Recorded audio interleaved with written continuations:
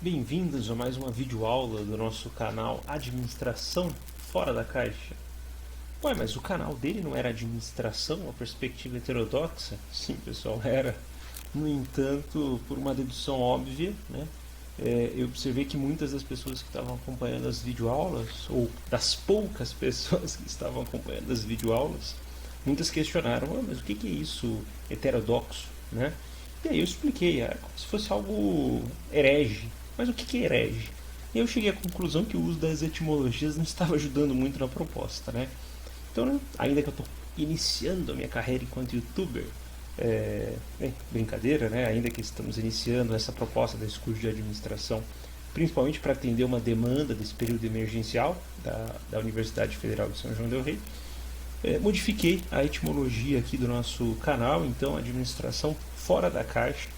A nossa proposta é continuar com uma abordagem heterodoxa, ou seja, mostrar o que o senso comum debate sobre administração, quais são as principais questões, né, que você deve responder no concurso, mas trazendo algo fora dessa caixinha, que muitas vezes não são debatidos nos cursos tradicionais de administração, tá? Então, seguimos aí com esse nosso novo nome aí. Qual que é o nosso tema de hoje? A nossa proposta de hoje é responder a seguinte pergunta: o que é gestão de pessoas? A área de gestão de pessoas, inclusive, hoje é um curso, e pode ser até um curso de graduação, né? Mas é muito comum um técnico, um tecnólogo em gestão de pessoas. E o nosso objetivo é responder o que é gestão de pessoas, né? O que isso tem a ver, ou o que isso está interligado com a administração. Bem, muitos poderiam responder facilmente: professor, é muito simples, gestão de pessoas é uma sub-área da administração. Ou seja, a administração tem lá os seus pilares e a gestão de pessoas está dentro dela. Logo, é uma sub-área da administração, como você mostrou em uma das suas videoaulas anteriores, as funções da administração. Vejamos essa estrutura organizacional aqui. De um modo geral, as organizações de médio e grande porte possuem um setor de gestão de pessoas ou recursos humanos, setor de produção, setor de logística, de marketing, de finanças e contabilidade, né? Então, a gestão de pessoas seria um desses pilares. Claro, sim, isso é uma verdade, né? A gente pode aprofundar um pouco mais e nesse quadrante aqui a gente observa o quê? Que além de cada uma das áreas, né, a área de produção, operações, finanças ou gestão de pessoas, cada uma atua num setor. Grosso modo, enquanto a finanças atua com as questões monetárias, dinheiro, a produção geralmente está vinculada aos processos, a como produzir. As questões de marketing geralmente estão voltadas a uma perspectiva do mercado, e a gestão de pessoas, as pessoas. Claro que isso é uma questão extremamente reducionista, né? Porque o próprio marketing hoje utiliza de um marketing interno, endomarketing, para lidar com as pessoas. A própria dimensão das finanças não fica limitada às questões do dinheiro, e assim vai. Mas, grosso modo, a gente poderia dizer que o foco das pessoas, da gestão de pessoas, está nas pessoas, né? Bem, mas isso não ajuda muito a responder as questões de concurso, professor. Eu vou dizer que é simplesmente uma sub-área da administração? Sim, mas eu acho que a gente pode avançar um pouco mais para facilitar as respostas numa visão ortodoxa, ou seja, dentro da caixa, né? Vamos então recorrer ao nosso conceito de administração que nós estamos debatendo aqui nas videoaulas anteriores. De um modo geral, a administração pode ser vista como um conjunto de princípios e técnicas, né, e que são usadas por pessoas ou organizações para alcançar um determinado objetivo, geralmente de forma eficiente e eficaz. Nós já vimos em videoaulas anteriores que quando a gente define o que é eficaz e eficiente, quais são esses objetivos e quais são essas técnicas, a gente vê que a administração é uma disputa, né, é uma disputa de visões de mundo. Não vamos entrar aqui nesse tema, que nós já discutimos anteriormente, mas dizer o que isso tem a ver com a gestão de pessoas. Eu poderia dizer então que a gestão de pessoas é um conjunto de técnicas que facilita alcançar os objetivos de forma eficaz e eficiente. Sim, a gente está adotando de um grande conceito uma área que está dentro desse grande conceito que é a administração. Mas isso ainda não é suficiente para vocês responderem nas questões de concurso. Então vamos para aqueles que dominam o saber, segundo o MEC, né? Vamos aqui ao nosso grandioso Hidalberto Chiavenato. Esse livro dele, apesar de muitas vezes eu colocá-lo dentro da caixa, já que ele não sai da caixa, para entender o conceito ele é bastante interessante. Então eu indico fortemente a leitura desse livro, quem tiver interesse, estudando dentro da caixa, obviamente, E ele vai dizer o seguinte: o que é gestão de pessoas? Olha, a gestão de pessoas para ele é uma área funcional, né, o que ele chama de um staff nas organizações, que visa atingir um conjunto de ações como recrutamento, seleção, treinamento, remuneração, comunicação e assim vai, que seriam as áreas de atuação da gestão de pessoas. Ou ainda, ele vai dizer que recursos humanos ou gestão de pessoas refere-se ao quê? As pessoas que participam de uma organização e o desempenho dela que elas cumprem dentro da dinâmica organizacional. Em síntese, gestão de pessoas envolve um conjunto de funções, né? Recrutamento, seleção, treinamento. A gestão de pessoas, ela lida com o seu objeto central, que são as pessoas. As organizações vão falar muitas vezes de recursos, pessoas ou colaboradores, que é o tema em voga, né? Consultores. E o objetivo é gerir essas pessoas para que essas pessoas consigam alcançar os objetivos que as organizações almejam, né? Preferencialmente de forma eficiente e eficaz. E vocês conseguem resolver grande parte dos problemas de vocês respondendo gestão de pessoas a partir dessa perspectiva. Mas, professor, eu estou vendo que tem uma coisa aqui que eu não entendi muito bem. O senhor está falando aqui que que gestão de pessoas é gestão de pessoas ou recursos humanos. Qual que é a etimologia correta? Recursos humanos ou gestão de pessoas? Vamos resgatar brevemente a história da área de gestão de pessoas. Então, essa área, vejamos essa imagem aqui, decorrente de um clássico modelo taylorista de produção. O que nós temos aí? Todos os funcionários alinhados, uma posição basicamente de costa para o outro, né? Funcionários trabalhando numa linha de produção, uma imagem de cor branco e preto. Isso não deveria ser, até não passaria do século XX, obviamente, né? Algo do século XX. De fato, essa imagem ela é a empresa Hering, uma empresa centenária no começo do seu processo produtivo. Mas o que isso tem a ver com gestão de pessoas, professor? Bem, nesse período aí, que a gente pode dizer que é a fase da Revolução Industrial, 1750 até 1950, a maioria das organizações não utilizava o setor de gestão de pessoas. Era muitas vezes visto como um setor de recursos humanos ou setor pessoal. E qual que era a função da gestão de pessoas naquela época? Era basicamente uma função de contratação, pagamento e demissão de mão de obra operária naquela época. Era uma função bem simples e se via o funcionário como um recurso a ser gerido, não como uma ideia de pessoa. Era um recurso passível, como uma máquina, por exemplo, só que é um recurso ativo, né? Passível de mobilidade, de contratação e demissão. Nesse período, então, os funcionários das empresas eram vistos apenas como recurso. Essa visão, obviamente, vai perpassar toda a gestão de pessoas proposta por Frederick Taylor. Professor, mas Frederick Taylor, ele não propôs, na verdade, uma modificação no processo produtivo? A área dele não era gestão, não era engenharia de produção, como o senhor falou nas videoaulas anteriores? Sim, ele revolucionou o processo produtivo. Mas nessa revolução, ele também implementou um modelo de gestão de pessoas, que nós veremos nas nossas próximas videoaulas. Mas esse modelo, até 1950, era um modelo de gestão de pessoas que se falava recursos humanos, já que a função era bem limitada. Esse processo começou a mudar a partir, vejamos esse caso emblemático, né? A empresa Mesbla em São Paulo, que foi quase que um cartão postal do modelo de negócios, que quebrou consequentemente, e que nesse período, que vai de 1950 a 1990, há uma mudança, basicamente na filosofia da gestão de pessoas, da área de recursos humanos. Muitas vezes ainda definida como recursos humanos, outras organizações também já começam a usar a etimologia gestão de pessoas, a área ampliou. Ela começou a ver que tratar um funcionário apenas como um processo de contratação e demissão não era estratégico para a organização, já que nós poderíamos fazer com que esses funcionários se tornassem mais produtivos. E aí o que acontece nesse período, então? Nesse período, o recurso humano começa a ver o indivíduo como um sujeito vivo na organização e que, se esse indivíduo for bem tratado, se ele tiver recompensas, não só monetárias, mas sociais, políticas e culturais, ele tende a aumentar a produtividade dele. Então, nesse período de 1950 a 1990, a gente começa a ver uma mudança, inclusive etimológica. O conceito, muitos dos departamentos deixam de ser recursos humanos e passam a ser denominados de gestão de pessoas, já que nós devemos gerir pessoas e não tratá-los simplesmente como recursos, como rebanhos, né? Esse conceito ele começa a mudar também a partir da década de 90 até os tempos atuais.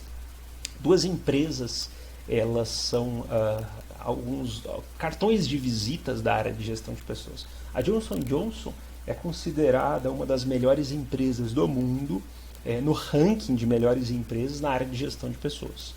Porque a política de gestão de pessoas dela atende e satisfaz os seus funcionários, segundo os rankings internacionais que medem isso. A Apple também, ainda que Steve Jobs foi uma figura extremamente emblemática, a política de gestão de pessoas da Apple é uma gestão de pessoas voltada muitas vezes para a criatividade, para que o indivíduo contribua para a organização, não só de uma forma estritamente física como recurso. Esse contexto de gestão de pessoas, que agora é a fase que passa até parte dos dias atuais, ela vai dizer o seguinte: olha, isso foi um fenômeno histórico-cultural, né? Muitas vezes uma influência de um processo da globalização, que o que a gente observou? Que nesse momento o funcionário ele é uma figura central para o desempenho da organização. É nesse momento que os setores de gestão de pessoas começam inclusive a usar etimologias até como colaboradores, parceiros, porque veem que um funcionário satisfeito, um funcionário desempenhando ao máximo as suas capacidades produtivas, ele é mais lucrativo para essa organização, ele tende a contribuir com a organização. Alguns casos bastante interessantes, por exemplo, a Johnson & Johnson. A Johnson & Johnson, na política de gestão de pessoas dela, há quase que um processo de um coaching filosófico. Dentro da organização, um dos objetivos da organização é perguntar para os indivíduos: qual o sentido da sua vida? Por que você está trabalhando nesta organização hoje? É uma questão de ordem filosófica para dar um sentido a uma vida que muitas vezes é um tanto quanto caótica e fora do nosso controle. Isso facilita o quê? O alinhamento do interesse do indivíduo com o interesse da organização. E aí, quando esse indivíduo muitas vezes começa filosoficamente a se ordenar num mundo caótico, ele começa a alinhar o ordenamento dele com os interesses organizacionais. Então, por exemplo, a organização muitas vezes usufrui de técnicas, enfim, de yoga, respiração, essas coisas todas, se preocupa profundamente com o sentido desse trabalhador, para que ele seja satisfeito, para que ele se encontre nesse mundo, né?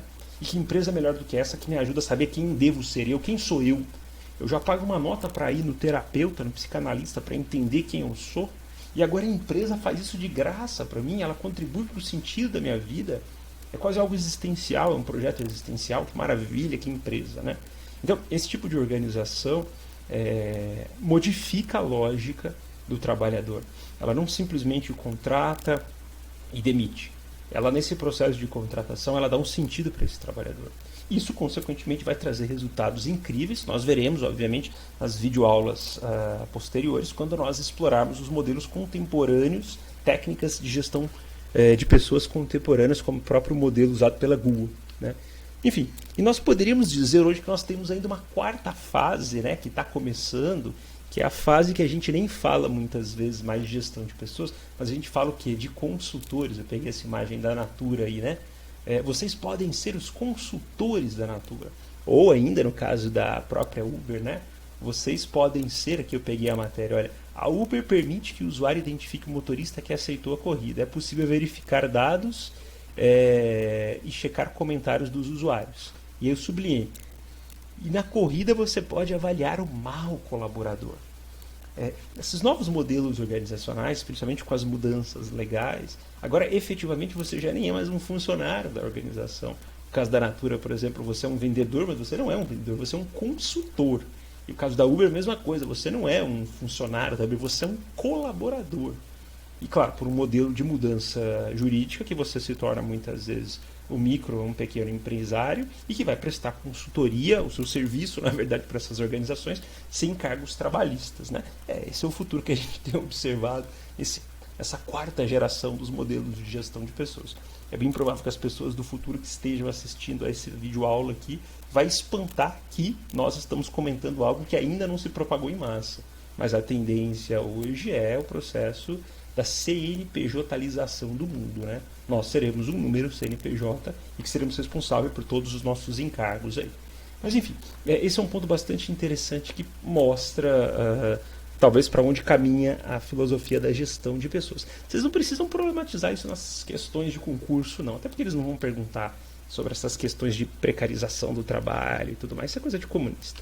Enfim, Respondido o que é a gestão de pessoas, ou pelo menos trazendo alguns indícios iniciais do que seria a gestão de pessoas, e a sua breve história, né, delimitando o conceito de recursos humanos e gestão de pessoas, a gente pode ainda acrescentar uma segunda questão que facilita entender o que é gestão de pessoas, é perguntar a partir dessa imagem aqui, quais seriam, pois, os objetivos da gestão de pessoas, né? Já que nós estamos falando que a gestão de pessoas envolve essa arte da organização e lidar com pessoas, para que essas pessoas contribuam de uma forma eficaz e eficiente para alcançar os objetivos das organizações, o que nós possamos pensar então em termos de objetivos, né? Talvez essa imagem aqui ilustre um pouco os objetivos da gestão de pessoas. Muitas vezes é o quê? Aumentar a satisfação do trabalhador, aumentando consequentemente a motivação e consequentemente aumentando a produtividade dos funcionários. Mas o pano de fundo, o objetivo central da gestão de pessoas é aumentar a produtividade. Porém, para tal, trabalhadores felizes, trabalhadores saltitantes, que vão para uma organização e sabem o sentido filosófico da sua vida ali, são trabalhadores mais satisfeitos e, consequentemente, trabalham mais felizes, produzem mais e geram mais retornos para os objetivos dessas organizações. Grosso modo, nós poderíamos dizer que um dos objetivos centrais da gestão de pessoas é isso, como objetivo final, né? E para que a organização consiga gerir pessoas, de um modo geral, o setor de gestão de pessoas ele atua em várias frentes. Então, geralmente, esse é um quadrante aqui que muitos jogam em concurso, principalmente, né? Quais são os subsistemas ou quais são as funções da área de gestão de pessoas? E aí você vai responder, é provisão, aplicação, manutenção, desenvolvimento e monitoração. Claro, vocês não precisam decorar isso, mas o processo ele é lógico. O que é a provisão? A provisão era aquele modelo de gestão de pessoas até 1950. O que as empresas fazem, muitas vezes? Lembrando que nós estamos falando de médias e grandes empresas, né, que tem um setor de gestão de pessoas de um modo geral.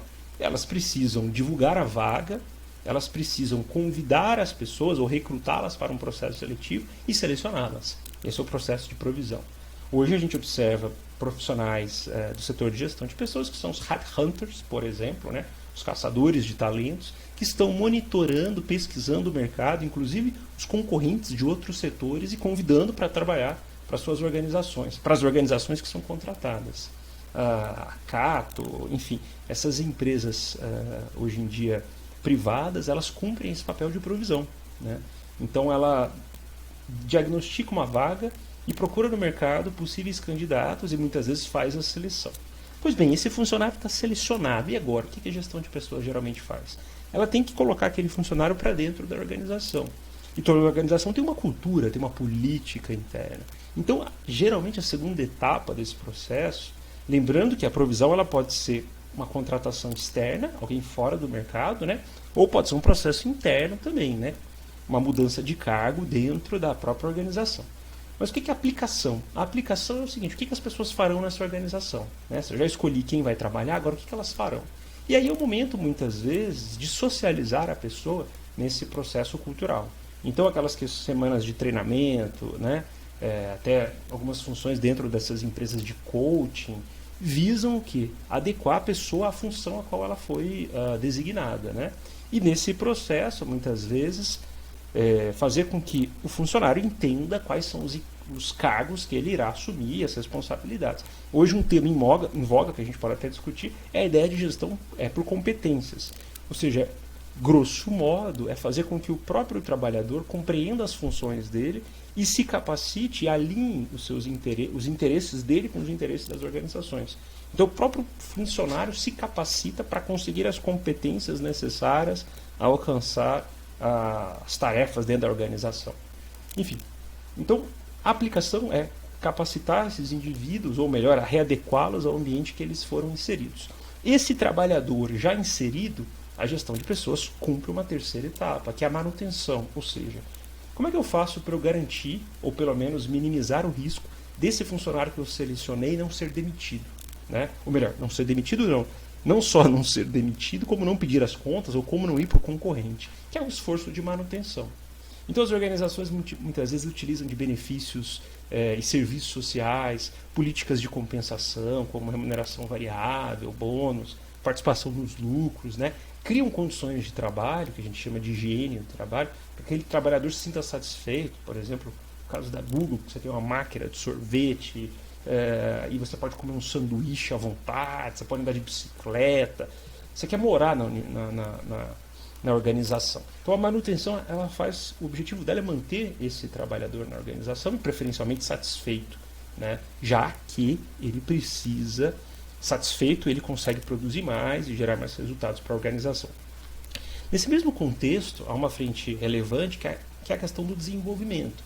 Ou seja, eu contrato um funcionário, eu integro ele na equipe, eu mantenho ele, mas eu preciso muitas vezes capacitá-lo para que ele possa produzir mais. Isso muitas vezes ocorre principalmente nos cargos administrativos, gerenciais, mas o processo produtivo também, dependendo do setor, o desenvolvimento é fundamental. Ou seja, como que eu preparo, como que eu treino esse funcionário?